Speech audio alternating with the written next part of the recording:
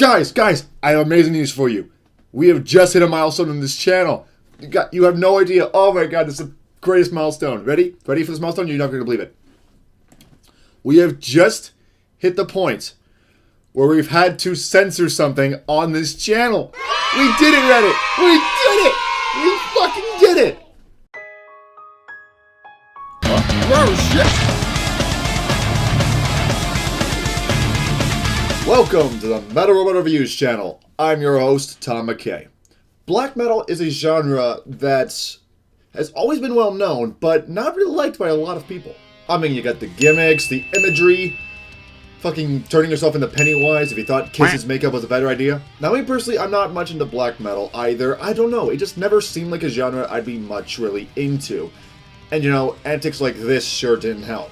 Called black metal music, it's overtly anti-Christian and synonymous with satanic worship. This church in Bergen, Norway was burnt to the ground. In all, 30 Norwegian churches have suffered a similar fate. Yeah, with information like that, I wouldn't go anywhere near the genre either. I'd probably think it's a bad influence or some shit like that.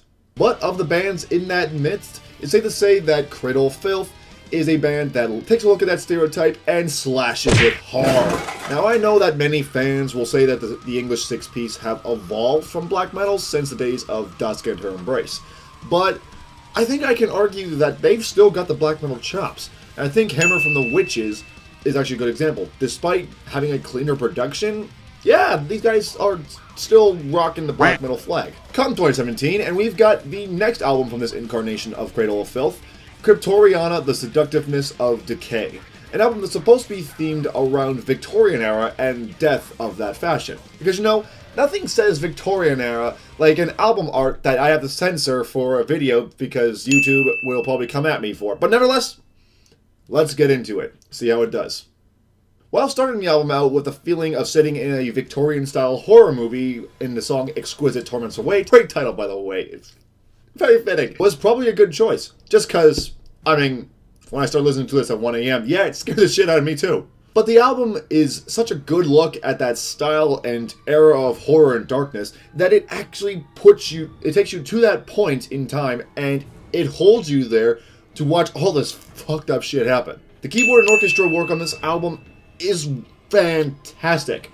Lindsay School is just tickling the keys amongst the spookiness of the orchestra done by Martin Skarupka's horns and strings. You know the drill of my pronunciation of any kind of name, guys. Come on. I'm not...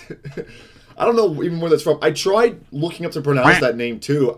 It didn't come up with anything. Apparently that's not a name that's anywhere to be found. But anyways, those two elements are what stood out to me the most on this album. They are the fundamental parts of this album that make this album so large in scale and grandiose. Martin's drumming also does a good job of setting the black metal part in motion to make sure that this album does classify. But it's okay, he's also helped in that department by Medic Schmeoda and Richard Shaw on the guitars and Daniel Firth on bass.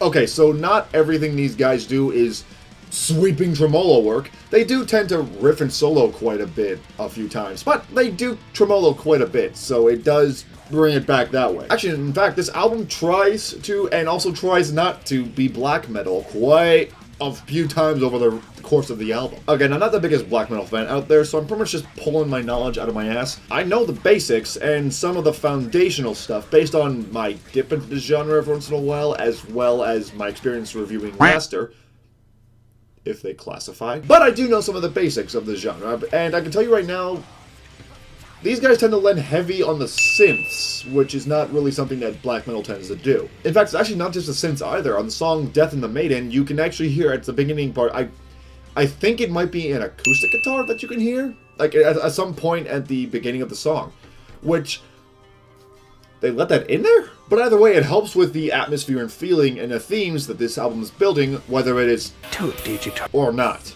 If anything, these guys kind of remind me a lot of a band like Epica. Now look, I know Epica and Cradle of Filth are two completely fucking different things, but let me explain. Epica has a very heavy death metal side to them in the stylings of, you know, the vocals, guitars, drums, and bass.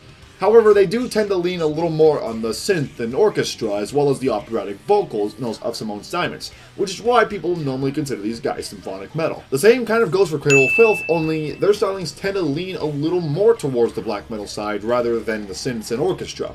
So that's why they're mostly considered extreme metal or black metal.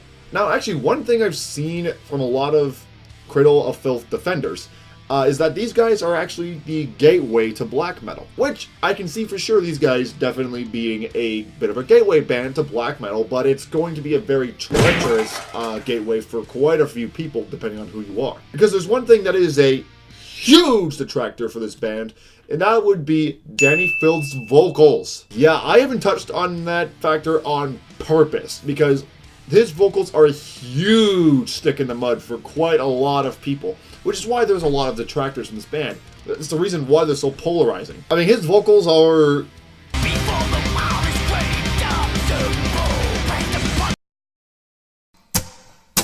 Fuck this shit, I'm out. And on this album, yeah, it hasn't changed much at all. Now, for me, I felt the exact same way on Hammer, but I was able to look past it over time.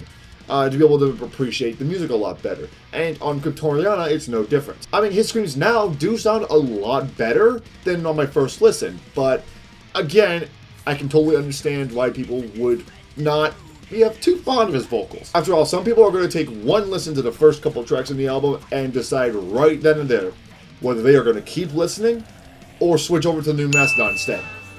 But to cap off this review for you guys, overall, this album is a journey that is worth taking for anyone trying to dip their toes into the genre. The standard metal instruments sound great and do a good job of servicing the black metal feel amongst the grandiose keyboard and orchestra. The album overall feels like the Victorian era brought to 2017. And while the vocals might take a little getting used to for most, this album is worth spinning at least once. And if you can look past the vocals, then you are in for one hell of an amazing, good, dastardly time.